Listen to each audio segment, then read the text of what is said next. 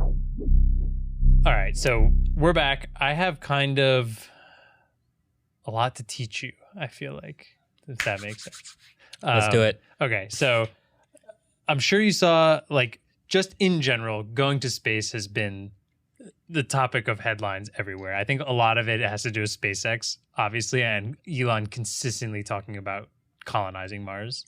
Yep. What would you say, last 5 years that's really, like, blown off? Plenty of time. I mean, yeah, humans need to be an interplanetary species. That's the halo sentence I keep hearing. Sure. Mm-hmm. Yeah. So that's a little more intense than what we're about to talk about. But in this past week, a big news headline, I think it was like 2 or 3 days ago, was Richard Branson and Virgin Galactic making it to space. And I was peripherally aware that this was happening. I wasn't following it specifically. I was traveling. I was playing Ultimate, but I think I was in a restaurant and I saw it on TV. Okay. Like it was just happening somewhere. Richard Branson went to space. Oh, okay. Got it. Cool. All yeah. Right. So the first thing I'm still struggling what to call this. Whenever I think about space, I want to call it space travel, but to me that feels like something more along the lines of like I'm traveling between places in space, which this is very much not. Space tourism. Okay, that's what we'll call it. Yeah. Space tourism. So I'll explain a little more the like scientific name of what they're doing, but that's just not fun to say over and over again. Okay. All right. So like you, I kind of just peripherally saw this I saw it on Twitter instead. Okay. It was this really cool video of them like up in space. Richard Branson and I believe it's 5 other crewmates were in space, floating around, looking down on Earth, like the typical in space thing. But what really like interests me is they showed footage of it launching up into the last couple like miles into the atmosphere. And it was like crazy. It looked really, really cool. It kind of reminded me of when we first saw the SpaceX rockets like re-entering and landing upright. That looks surreal. It looked literally fake, like Yeah. CGI. And that's what this kind of looked like. So it intrigued me enough to dive into a rabbit hole of trying to figure out what's going on in this kind of like, we'll call it a modern day space race because Richard Branson's not the only one doing it. We all also know about Jeff Bezos and Blue Origin going up. There was actually a headline recently about them passing their last regulations and they will be launching July 20th. So like we're talking the same month, 2 people.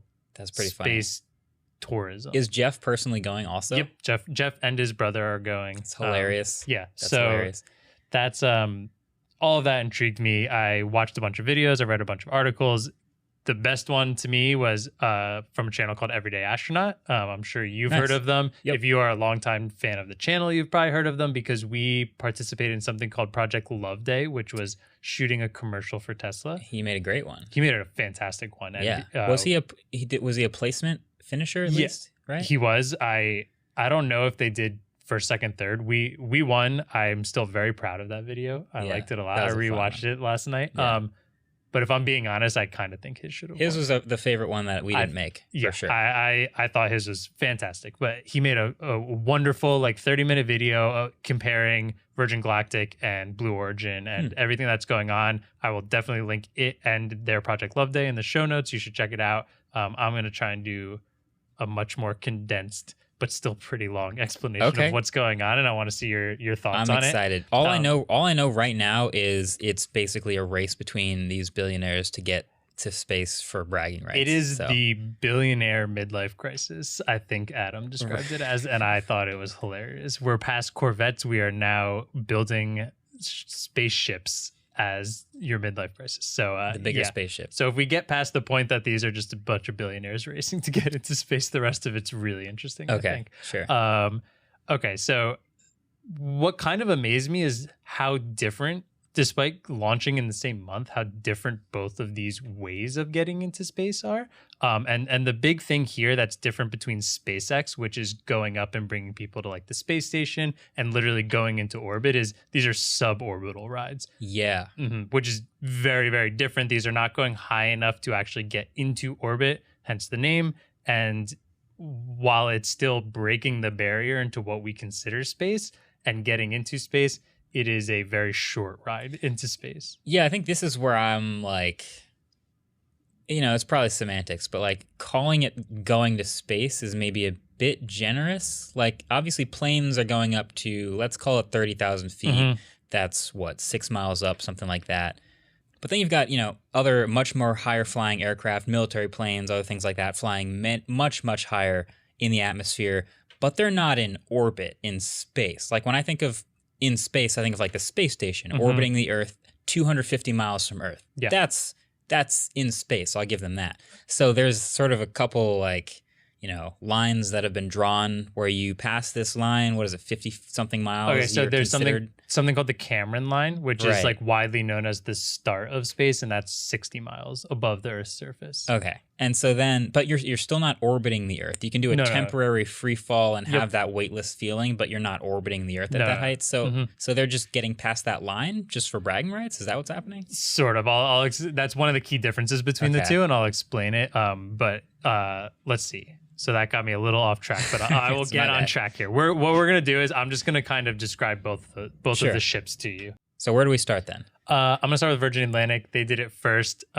Also, one little note I thought was funny. They weren't supposed to launch until August, or Richard Branson wasn't supposed to go until August. I think they were still doing test flights, and he decided to just go a little earlier. I wonder why. Yeah, I wonder why. Jeff Bezos right around the corner. He claims not for that, but like, come on. Also, just admit it. I think that'd be hilarious. Just say it. I wanted to be Jeff. I wanted to be Jeff. And I did. Eat it, Jeff. Yeah. Let's just say it. Okay. All right. So the Virgin Galactic spaceship, it is called the Spaceship Two Unity. And I still have a little confusion here because it's actually two separate vehicles in how they launch. So I believe the Unity is the name of the vessel that the pilots and the people are in. And one thing between these two, what's very different between them is that these are like for non-trained, like this is for commercialized space travel, tourism, whatever you want to call it. Whereas, you know, NASA and SpaceX is much more like those people are trained to do stuff you like have that. To be, yeah. Yeah, so these pedestrians can be in this. Exactly. These are being made for the commercialized space tourism. So anyone can get a seat. And the plane for Virgin Galactic is, imagine almost two medium-sized planes, and they're connected at the inside wing. It almost looks like if you had a catamaran boat. I think that's what I saw on the news. Wing, I saw as a plane. This crazy-looking like plane, but it was like three planes connected. It was a very strange sight, but exactly. And then the one the people and the pilots are in is actually like underneath it in the middle. Okay. So if it then takes off, it flies to a certain altitude, which I still think was 2 or 3 times the altitude of what a regular plane flies at. So still very high. I think it is actually high enough to where you still see the dark edges around the Earth. Okay. So like that's pretty impressive. And then this is what got me interested in all of this. There's a video of the bottom craft. It detaches from the plane as it is flying, falls, rocket the thrusters, the boosters, whatever you want to call it. I'm sure there's an official name that I'm doing wrong.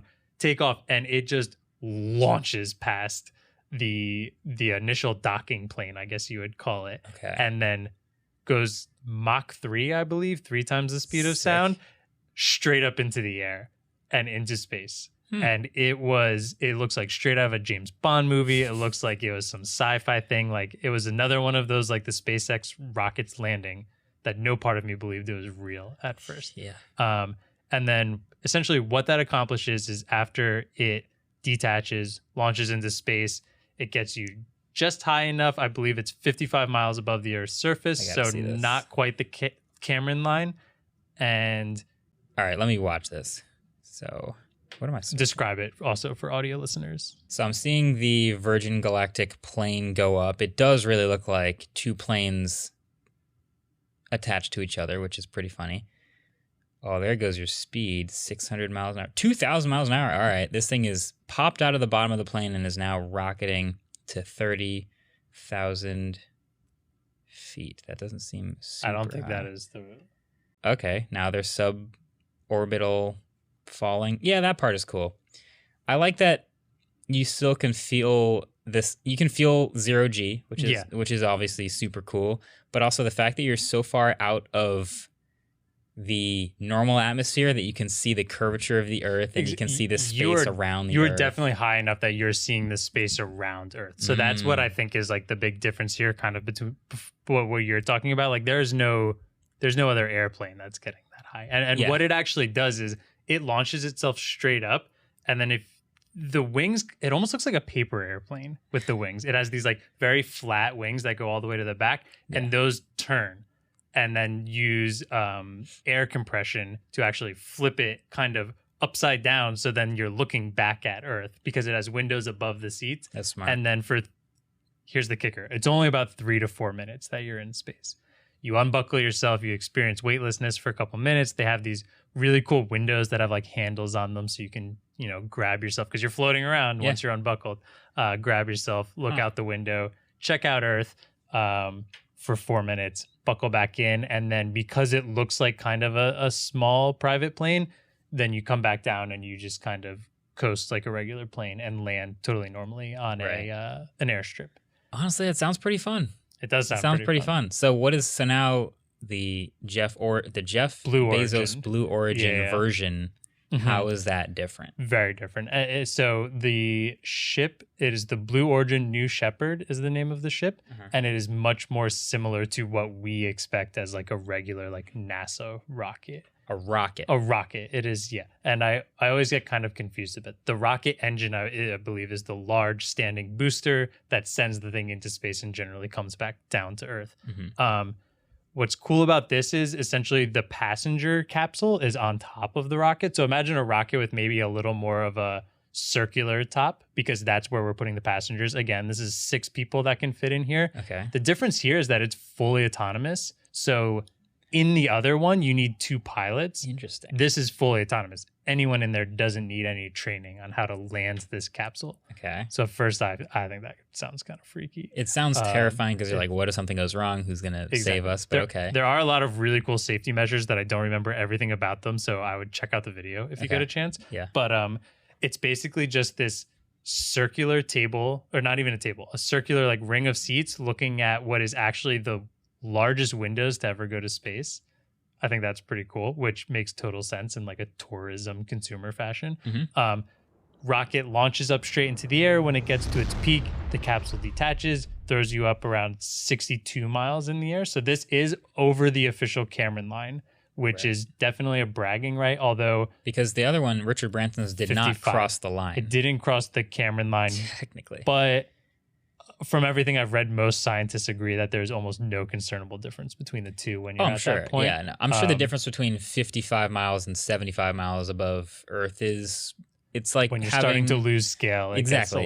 It's very far, both of them, but okay. Yeah. So that does bragging rights to Blue Origin. You're making it over the Cameron line. Exactly. Again, though, 3 to 4 minutes, you get up there, you can unbuckle, you can float around. And then what happens here is you start floating, you descend, 3 parachutes come out, you float back down into the desert of Texas, and then a bunch of air compressors shoot out at the bottom to make it like a really smooth landing, which I thought was actually really neat because these thrusters exert so much power to even you out. Actually, when you look at it, it looks like it's impacting really hard because dust is flying everywhere, but that's from the booster. Yeah.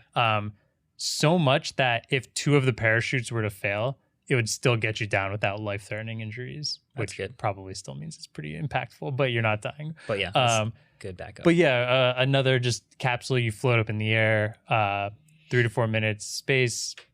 Again, pretty cool, I guess. So here's a question. Here's my question for you. Is 3 to 4 minutes worth it?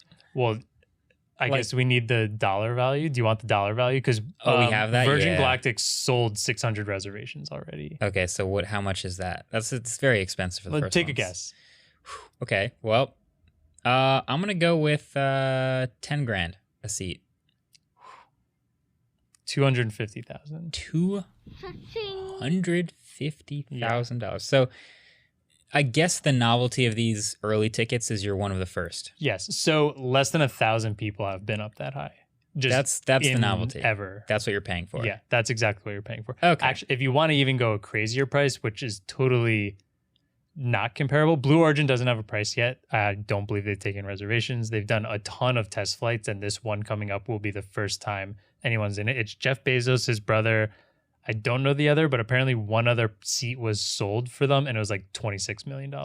But this is, you're going up with Jeff Bezos and like all that. So I'm sure it's clearly another billionaire probably. Dollars per minute. That's hilarious. Dollars per minute. Oh my God. Oh, that's the other thing though, is the total flight trip of Blue Origin is like 10 to 15 minutes because you're just launching up and you're coming straight back down. Yeah.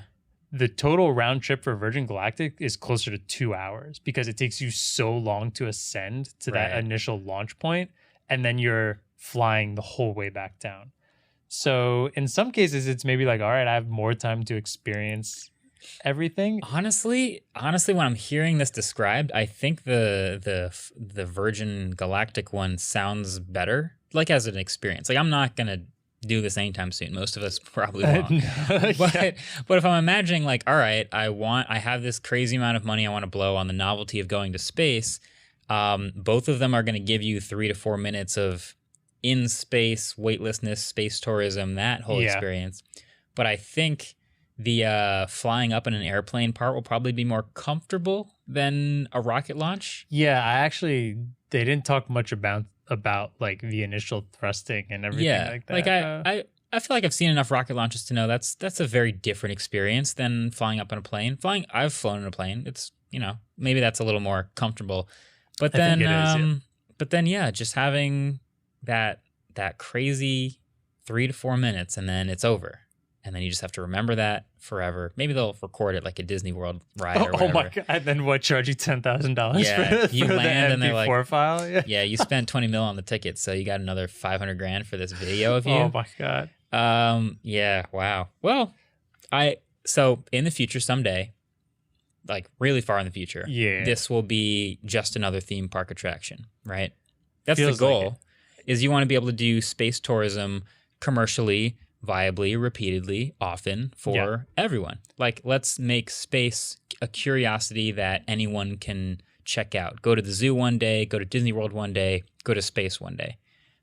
I don't know how far in the future that is, but that's something I'm optimistic about and like hoping I get to do someday. And I hope everyone as many people as possible get to try out.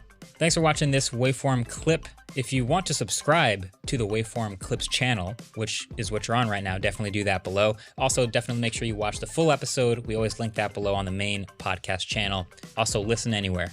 If you want to listen to some audio-only version, you can definitely do that. You can. And subscribe anywhere you listen to podcasts.